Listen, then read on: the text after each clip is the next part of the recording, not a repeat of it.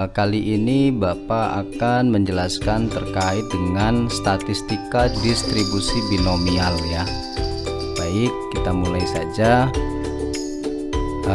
Peta konsepnya adalah ini sudah disajikan terkait dengan statistik inferensial. Kemudian ada 3 pokok bahasan yang kita akan pelajari. Yang pertama yaitu konsep variabel acak, yang kedua fungsi probabilitas, dan yang ketiga fungsi distribusi binomial. Nah, dari 3 ini adapun materi prasyaratnya adalah statistik dan peluang. Terkait dengan apersepsi, mengingatkan materi tentang peluang. Apa itu peluang? Dan yang kedua, jika 2 buah dadu dilempar bersamaan, berapa peluang munculnya jumlah mata dadu 5 atau jumlah mata dadu 6. Nah, ini kemarin sudah dijelaskan ya, dan kemudian sudah dijawab oleh kalian semuanya ya. Nah, kemudian manfaatnya, yang pertama membantu dalam pengambilan keputusan yang tepat, yang kedua untuk memperkirakan hal yang akan terjadi, yang ketiga untuk meminimalisir kerugian, yang keempat digunakan di ilmu ekonomi, dan yang kelima digunakan dalam ilmu psikologi. Nah, sebenarnya banyak betul manfaat belajar peluang, cuman untuk yang ini Bapak berikan sebagian saja. Setidaknya ada kebermanfaatan kita untuk belajar peluang, sehingga harapan Bapak kalian lebih termotivasi untuk belajar terkait dengan statistika binomial atau peluang distribusi binomial. Nah, selanjutnya tujuan pembelajaran kemarin sudah disampaikan. Apa itu variabel acak, kemudian variabel acak diskrit, kemudian variabel acak kontinu, dan dapat membedakan variabel acak diskrit dan kontinu. Nah, konsep variabel acak di sini Bapak tuangkan, tinggal kalian baca satu-satu boleh. Variabel merupakan suatu besaran yang memiliki nilai tidak tunggal ya. Misalnya bilangan asli kurang dari 10, bilangan bulat kurang dari 3, dan waktu tempuh kendaraan. Variabel ada 2, yaitu variabel diskrit dan variabel kontinu.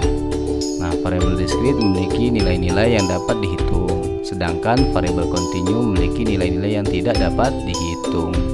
Salah satu contoh variabel diskrit yaitu bilangan asli kurang dari 5, sedangkan salah satu contoh variabel kontinu yaitu bilangan bulat lebih dari 3 dan waktu tempuh kendaraan. Nah, itu contoh sedikit terkait apa itu variabel, kemudian contoh variabel diskrit dan variabel kontinu. Selanjutnya, variabel acak merupakan variabel yang nilainya ditentukan oleh hasil percobaan.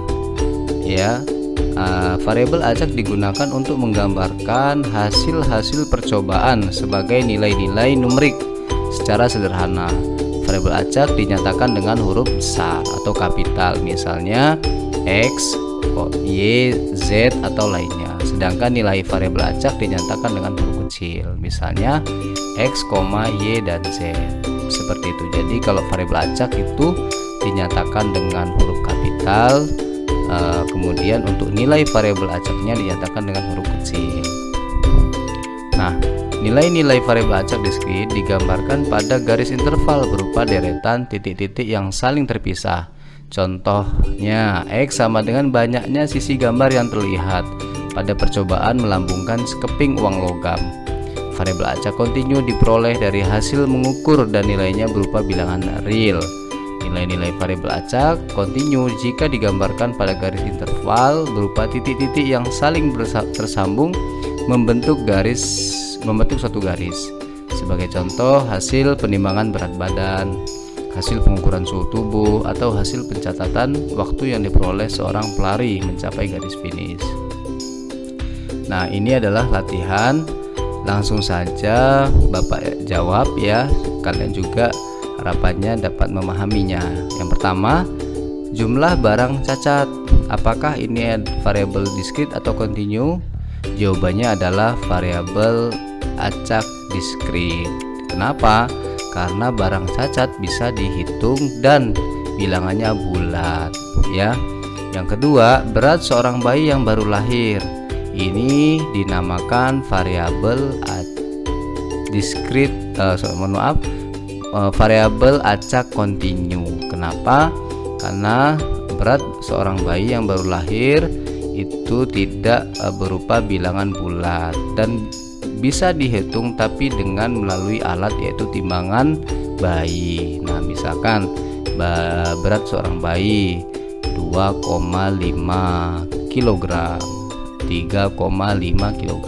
Nah, karena ada sisi komanya, maka itu dinyatakan bilangan real. Jadi nomor 2 ini adalah variabel acak kontinu. Yang ketiga, jumlah suatu benda yang diambil secara bersamaan. Nah, ini jelas karena suatu benda diambil secara bersamaan, ini dinamakan variabel acak diskrit. Yang keempat, lamanya waktu yang diperlukan suatu reaksi kimia. Nah, ini belum bisa kita hitung, butuh proses dan butuh media, dan pasti hasil dari waktu itu berupa bilangan real. Bilangan real itu berarti bisa masuk desimal, bisa dikatakan misal ya, waktu yang diperlukan suatu reaksi kimia misalkan 1,5 detik ya, 1,8 detik, sehingga nomor 4 ini dinyatakan kontinu. Yang keempat, mahasiswa atau mahasiswi yang tidak hadir tiap kuliah, jelas ini ya, ini adalah variabel acak diskrit. Yang keenam, jarak tempuh sebuah mobil dengan bahan bakar 10 liter bensin. Nah, ini kalau jarak tempuh kita belum bisa menghitung ya, atau katakan bisa dihitung dengan melalui suatu alat, dan juga hasilnya juga suatu bilangan real. Misalkan jarak tempuhnya 5,5 km ya, kemudian 10,5 meter. Kita belum bisa memastikan apakah jaraknya suatu bilangan bulat. Yang jelas di situ ada kemungkinan jawabannya berupa bilangan real atau ada desimalnya, sehingga nomor 6 adalah variabel acak kontinu. Yang ketujuh, sepeda motor yang parkir antara pukul 7 sampai 12.00. Ini dinyatakan variabel acak diskrit karena bisa dihitung. Kan tidak mungkin suatu sepeda motor yang parkir dari pukul 7 sampai 12, misalkan 10,5 motor, kan tidak mungkin. Pasti 10 motor, 20 motor, 30 motor dan lain sebagainya. Sehingga yang ketujuh ini adalah variabel acak diskrit.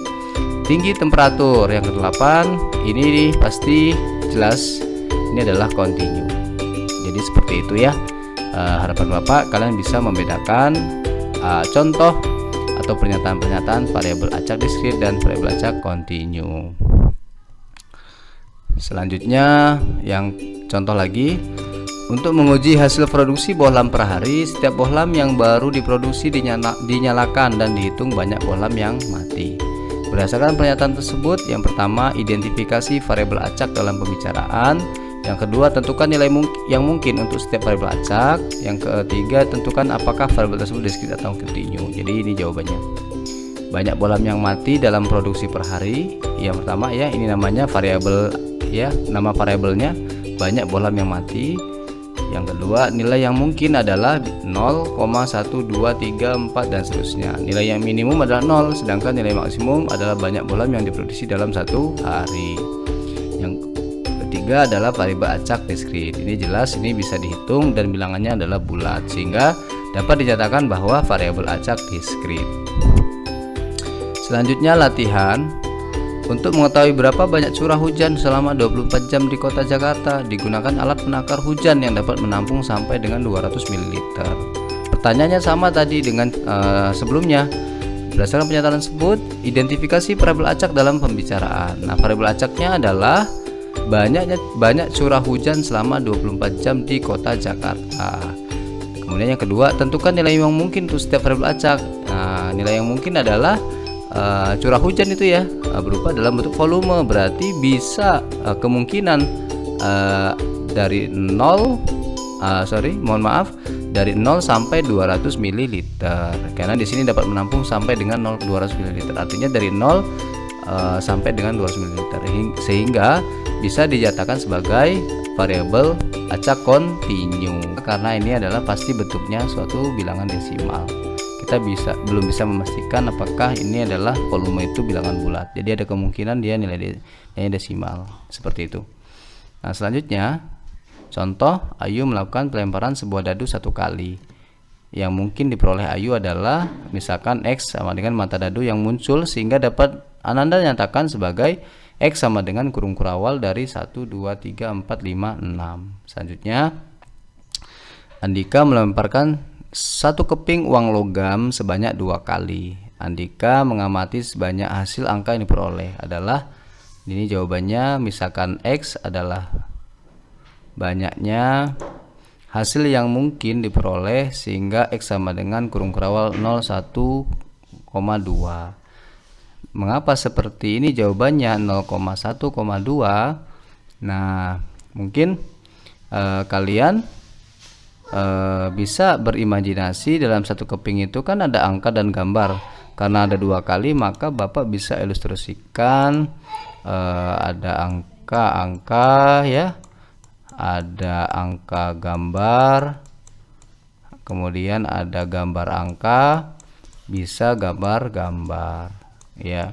Nah, sekarang kita lihat kenapa 0. Nah, 0 ini terjadi karena hanya gambar-gambar, dia angkanya tidak muncul.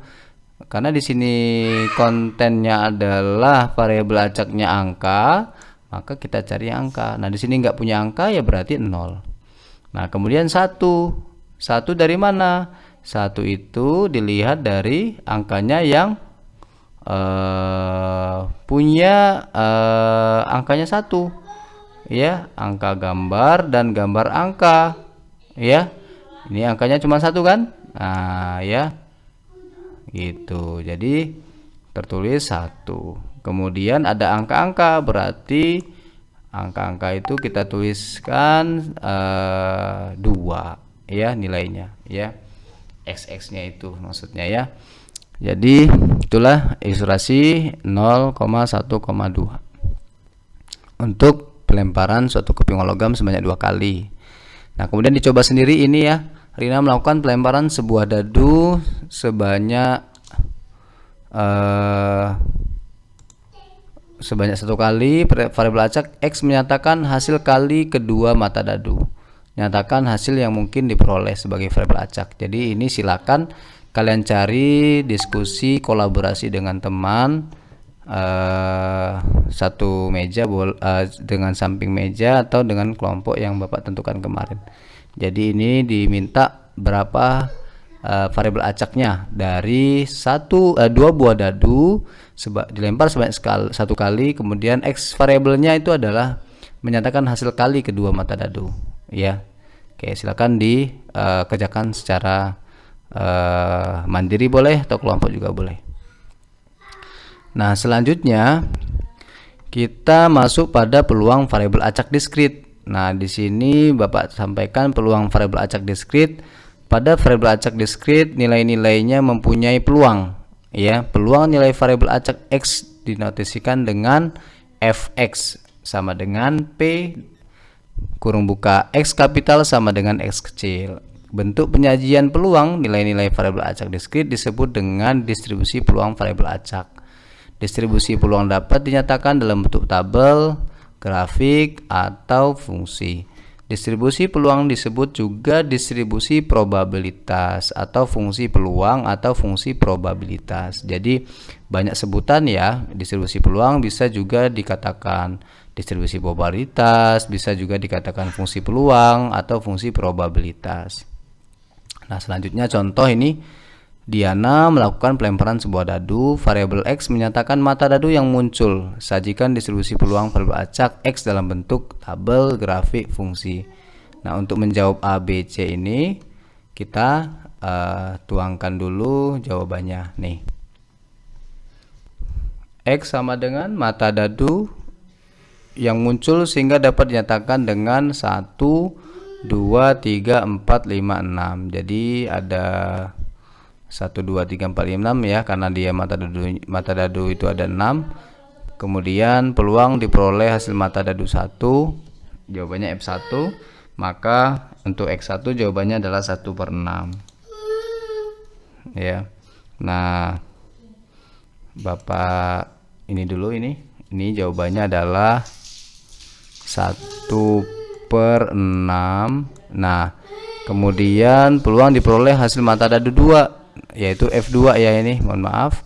Kemudian PX2 itu adalah 1/6 juga. Jadi ini 1/6. Jadi 1/6 itu sampai dengan yang paling bawah. Jawabannya 1/6. Kemudian yang ini F3, ini 3, ini 4, ini 5, ini 6. Ya. Jadi seperti itu. Nah, selanjutnya ini jawabannya jika ditulis dalam bentuk tabel ya, X dan Fx. Ini 1 sampai 6, ini adalah fungsinya tadi ya, peluangnya 1/6, 1/6, 1/6 sampai 1/6. Kemudian kalau ditulis dalam bentuk grafik ini jawabannya. Kemudian kalau ditulis dalam bentuk fungsi ini jawabannya. Jadi ada 61, X2, X3, X4, X5, X6. Nah, itu sekilas mengenai peluang diskrit. Nah, selanjutnya di sini Bapak akan membahas tentang peluang kumulatif variabel acak diskrit. Di sini ada temanya adalah peluang kumulatif. Nah, berbicara mengenai kumulatif itu berarti jumlah dari peluang itu. Nah, peluang itu kita lihat peluang variabel acak X yang lebih kecil atau sama dengan suatu nilai X ditulis dengan F kapital X sama dengan PX kapital sama dengan X kecil. Nilai F kapital X tersebut dinamakan peluang kumulatif. Jadi kalau F kapital itu disebut dengan peluang kumulatif. Nah, kemudian nilai-nilainya itu namanya X sama dengan C. Nah, karena bunyinya adalah fungsi kumulatif, peluang kumulatif, maka FC sama dengan ini, C ini nilainya ya, sama dengan PX kurang dari sama dengan C. Itu dimulai dari F0 ditambah F1 ditambah F2 ditambah sama dengan dan seterusnya sampai dengan FC. Nah, inilah rumusnya untuk fungsi kumulatif variabel acak diskrit. Nah, selanjutnya ini contohnya. Cynthia melakukan pelamparan sebuah dadu, variabel X menyatakan mata dadu yang muncul. Nah, F1 ya, berarti mata dadu yang muncul adalah 1 ya. Mata dadu kan ada 6 ya, 1, 3, 4, 5, 6. Maka jawabannya adalah F1 nilainya 1/6. F3 berarti kurang dari 3, berarti F1, F2, F3 ya, tinggal dijumlahkan hanya setengah. F-nya 5 berarti X kurang sama dengan 5, berarti 1, 2, 3, 4, 5. Jawabannya 5/6. Seperti itu. Nah, ini juga sama, sekeping uang logam dilempar 2 kali, variabel X menyatakan banyak sisi angka yang muncul. Tentukan nilai dari F0, F1, F2. Ruang sampelnya adalah angka-angka, angka gambar, gambar angka, gambar-gambar. Banyaknya sisi angka yang muncul sehingga dapat dinyatakan dengan X sama dengan 0, 1, 2. 0 kenapa? 0 dari ini. 1 dari mana? 1 adalah kita lihat ada angka 1 ya, angkanya cuma 1, berarti ada angka gambar dan gambar angka. Kemudian yang 2 itu muncul angkanya 2 gitu.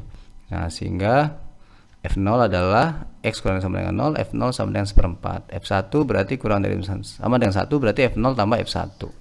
Kalau F-nya 2 berarti X kurang dari sama dengan 2.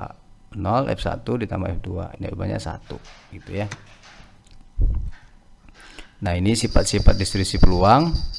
Ini tolong diperhatikan. Yang jelas adalah karena dia kumulatif, sifat-sifatnya adalah kalau dijumlah F1, F2, F3 sampai dengan Fn, maka nilainya 1. Nah, ini contohnya.